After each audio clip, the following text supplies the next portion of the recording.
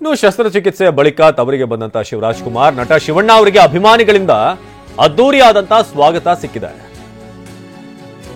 ಅಮೆರಿಕಾದಿಂದ surgery ಆದ ನಂತರ ವಾಪಸ್ ಆಗಿರುವಂತಹ ಶಿವಣ್ಣಗೆ ಅದ್ದೂರಿ ಸ್ವಾಗತ ಇವತ್ತು ಸಿಕ್ತು. ನಿವಾಸದ ಬಳಿ ಕೂಡ ಮಾನ್ಯತಾ ಟೆಕ್ ಪಾರ್ಕ್ನಲ್ಲೂ ಕೂಡ ಶಿವರಾಜ್ ಕುಮಾರ್ ಅವರಿಗೆ ಬಹಳ ಪ್ರೀತಿಯ ವೆಲ್ಕಮ್ ಸಿಕ್ತು.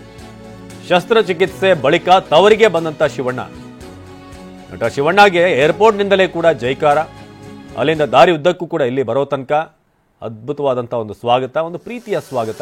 ಸೇಫ್ ಆಗಿ ಶಿವಣ್ಣ ವಾಪಸ್ ಬಂದಿರೋದು, ಫಿಟ್ ಆ್ಯಂಡ್ ಫೈನ್ ಆಗಿರೋದು.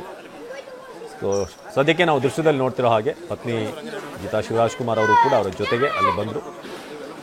ಸೊ ನಿವಾಸದ ಬಳಿ ಶಿವರಾಜ್ ಕುಮಾರ್ ಅವರಿಗೆ ವೆಲ್ಕಮ್ ಸಿಕ್ತು, ಜೈಕಾರ ಕೇಳಿಬಂತು. ಸೊ ಒಂದಷ್ಟು ಚೇತರಿಕೆ, ರೆಸ್ಟ್ ಆದ ನಂತರ ಇದೀಗ ಶಿವಣ್ಣ ಮತ್ತೆ ವಾಪಸ್ ಇದಕ್ಕೆ ಜನವರಿ 26ಕ್ಕೆ ಬರುವಂಥದ್ದೇನಿತ್ತು, ಸೊ ತಾಯ್ನಾಡಿಗೆ ತಲುಪಿದ್ದಾರೆ.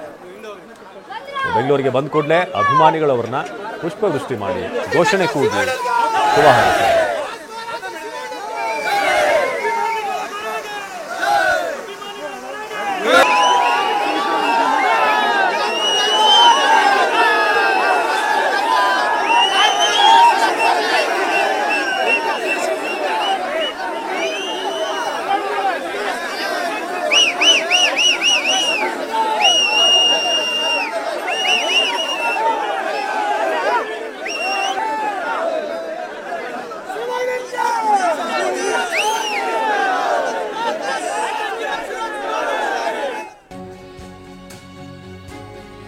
ಇನ್ನು ಶಸ್ತ್ರಚಿಕಿತ್ಸೆ ಬಗ್ಗೆ ಮಾಹಿತಿ ಹಂಚಿಕೊಂಡ್ರು ನಟ ಶಿವಣ್ಣ. ಬೆಂಗಳೂರಿಗೆ ಬಂದ ನಂತರ ಕಿಂಗ್ ಇಸ್ ಬ್ಯಾಕ್ ಎನ್ನುತ್ತಲೇ ನಟ ಶಿವಣ್ಣ ತಮ್ಮ ಇಂದಿನ ಎನರ್ಜೆಟಿಕ್ ಸ್ಟೈಲ್ ಅಲ್ಲಿ ಮಾತನಾಡಿದ್ರು.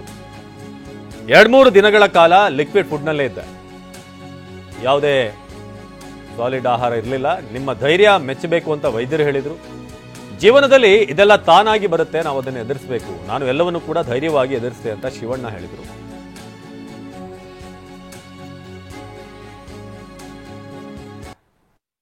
ಕಿಂಗ್ ಇಸ್ ಬ್ಯಾಕ್ ಅಂತ ನಿಮ್ನ ಇವತ್ತು ವೆಲ್ಕಮ್ ಮಾಡಿರೋದು ಎಲ್ಲ ಅಭಿಮಾನಿಗಳು. King is back king will be always back. King is back ಅಂತ ನಿಮ್ನ ಇವತ್ತು ವೆಲ್ಕಮ್ ಮಾಡಿರೋದು ಎಲ್ಲ ಅಭಿಮಾನಿಗಳು. King is back king will be always back. ಆಕ್ಚುಲಾಗಿ ಓಡ್ಬೇಕಾದ್ರೆ ಸ್ವಲ್ಪ ಎಮೋಷನಲ್ ಆಗಿತ್ತು. ಅಂದರೆ ಇಟ್ ವಾಸ್ ಅಷ್ಟು ಈಸಿ ಆಪರೇಷನ್ ಅಲ್ಲ, ರಿಸ್ಕಿ ಆಪರೇಷನ್. ನನಗೆ ಸ್ವಲ್ಪ ಭಯ ಇತ್ತು, ಸುಮ್ಮನೆ ಹೇಳ್ಬೋದು ಧೈರ್ಯ ಇತ್ತು. ಬಟ್ ಒಂದು ಏನಂದರೆ ಏನೇ ಇದ್ರೆ ಫೇಸ್ ಮಾಡಬೇಕಷ್ಟೇ. ಒಳ್ಳೇದಾಗುತ್ತೋ ಕೆಟ್ಟದಾಗುತ್ತೋ ಗೊತ್ತಿಲ್ಲ, ಏನೋ ಒಂದು ಧೈರ್ಯವಾಗಿ ಹೋಗ್ಬೇಕು. ಅದು ಮುಂದೆ ಏನಾಗುತ್ತೋ ಪರಿಣಾಮ ಆಮೇಲೆ ನೋಡ್ಬೇಕು. ಆಮೇಲೆ ಮಾಡ್ದೇನೂ ಇರೋಕ್ಕಾಗಲ್ಲ, ಇಲ್ಲ ಮಾಡಲ್ಲ ನಾನು ನೋಡೋಣ, ಅದು ಆ ಥರ ಮಾಡೋಕ್ಕಾಗಲ್ಲ, ಮಾಡಬೇಕು. ಸೊ ಅಂತ ಬಂದಾಗ ಸರಿ, ಒಂದು ಲೆವೆಲ್ ಎಲ್ಲ ಸಪೋರ್ಟ್ ಇದೆ. ಫ್ಯಾಮಿಲಿಯಲ್ಲಿ ಗೀತಾಗಲಿ, ಮನೆಯಲ್ಲಿ ಎಲ್ಲರೂ ಮಕ್ಕಳಾಗಲಿ, ದಿಲೀಪ್ ಆಗಲಿ, ಎವ್ರಿಬಡಿ ಸಪೋರ್ಟ್ ಇದ್ದೇ ಇದೆ ಬಗ್ಗೆ ಎಲ್ಲ. ಬಟ್ ಏನೂ ಆಗಲ್ಲ. ಆಮೇಲೆ ಡಾಕ್ಟ್ರೆಲ್ಲ ಮಾತಾಡಿದಾಗ ಎಲ್ಲರೂ.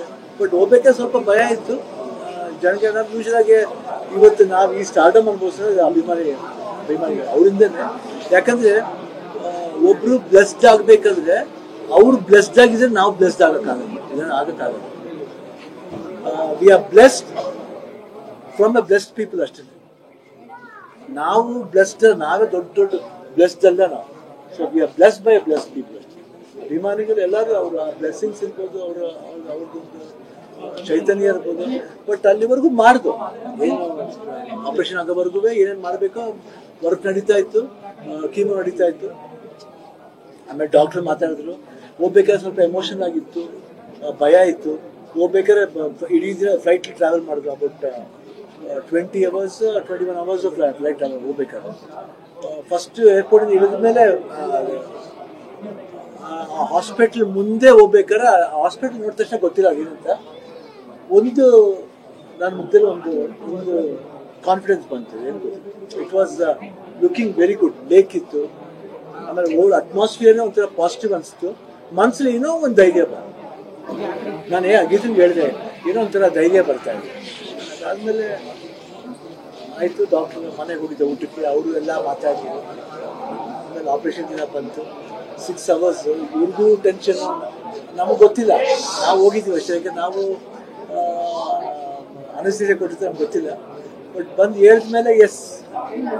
ಸೊ ಇಡೀ ದಿನ ಸರ್ಕಸ್ ದಿನ ಥರ ಇತ್ತು. ಅದಾದ್ಮೇಲೆ ಸೆಕೆಂಡ್ ಡೇನೇ ವಾಕಿಂಗ್ ಶುರು ಮಾಡಿದೆ. ಅದಾದ್ಮೇಲೆ ಎಲ್ಲಿಂದ ಬಂತ ಪವರ್ ಗೊತ್ತಿಲ್ಲ.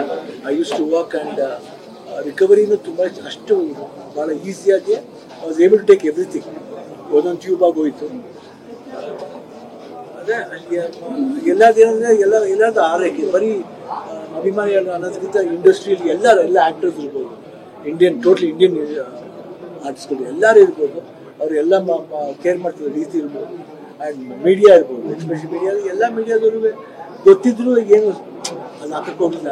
ಅದು ನಿಜ ನಾವು ಪಡ್ಕೊಂಬಂತೀವಿ. ಬಟ್ ನಾನು ಯಾಕೆ ಹೇಳ್ಬೇಕಂತ ಅನಿಸ್ತು ಅಂದರೆ ಎಲ್ಲದಕ್ಕೂ ಹೇಳ್ತೀವಿ.